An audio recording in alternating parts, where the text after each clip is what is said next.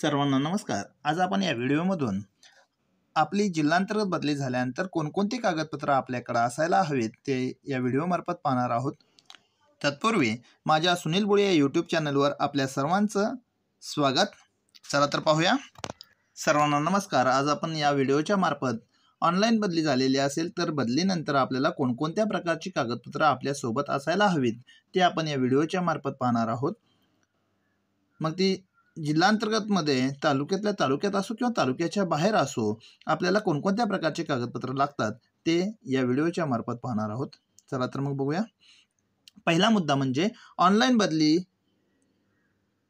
साठी जे आपण 30 शाळा भरून आपण जो फॉर्म सबमिट केला आणि तो फॉर्म ईमेलवर आलेला असतो किंवा आपण आपल्या स्वतःच्या लॉगिन मध्ये डाउनलोड करून घेतलेला असतो, त्या डाउनलोड केलेल्या किंवा ईमेलवर आलेल्या PDF ची आपण कागद प्रिंट काढून घेणार आहोत। तो पहिला कागद असेल की या बदलीनंतर आपल्याला लागणार आहे। यानंतर दुसरा कागद लागतो तो म्हणजे संवर्ग 1 2 3 4 मधून ज्या काही प्रवर्गातून संवर्गातून आपली बदली झालेली असेल त्या संवर्गाच्या संपूर्ण लोकांची जी यादी आहे, मग त्या संपूर्ण यादी आपल्याला हे दुसरा महत्त्वाचा कागद असणार आहे। यानंतर तिसरा महत्त्वाचा कागद म्हणजे संपूर्ण बदली प्रक्रिया झाल्यानंतर CO लॉगिनला आपल्याला बदली आदेश येतो, जो की पहिल्या शाळेतून नवीन शाळेत बदली झाल्याचा आदेश असतो। त्यामध्ये पहिली शाळा आणि दुसरी शाळेचे नाव असतं। हा तिसरा महत्त्वाचा कागद आहे की जे बदलीनंतर आपल्याला आवश्यक असतो।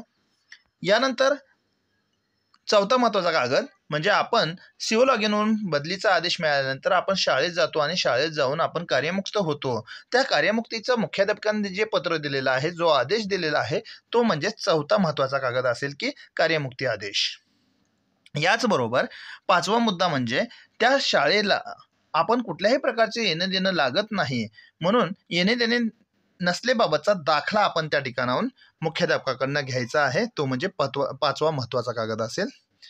यानंतर आपल्याच तालुक्यात दुसऱ्या शाळेत झाला असेल किंवा आपल्या तालुक्याच्या बाहेर दुसऱ्या तालुक्यात झाला असेल तरी सुद्धा त्या शाळेमधून आपलं शेवटच्या पगाराच्या पगारपत्रकाची एक झेरॉक्स आपल्याकडे असायला हवी। यानंतर आणखी एक मुद्दा म्हणजे आपण त्या शाळेत असताना कोणकोणत्या प्रकारचे प्रशिक्षण केलेले आहेत त्या प्रशिक्षणाची नोंद आपल्याला बऱ्याच ठिकाणी आपल्याला लिहावी लागत आहे, त्यामुळं त्या प्रशिक्षणाची नोंद असलेला एक कागद आपल्याकडं असायला हवा असं मला वाटतं। त्याचबरोबर UDAIS पोर्टलमध्ये आपल्याला इम्पोर्ट करायचं झालं तर आपल्या मागील शाळेमध्ये UDAIS पोर्टलमधील टीचर मॉड्यूलमध्ये आपल्या शिक्षकाची माहिती असते आणि त्यामध्ये नॅशनल कोड आहे। तो नॅशनल कोड नवीन शाळेमध्ये इम्पोर्ट करून घ्यायचा असेल तर तो नॅशनल कोड आवश्यक आहे। त्यासाठी नॅशनल कोड एक महत्त्वाचा मुद्दा आहे, तो आपल्याकडे हवा। धन्यवाद। असेच नवनवीन व्हिडिओ पाहायचे असेल तर माझ्या चॅनलला सबस्क्राईब करा, बेल आयकॉनला क्लिक करा। धन्यवाद।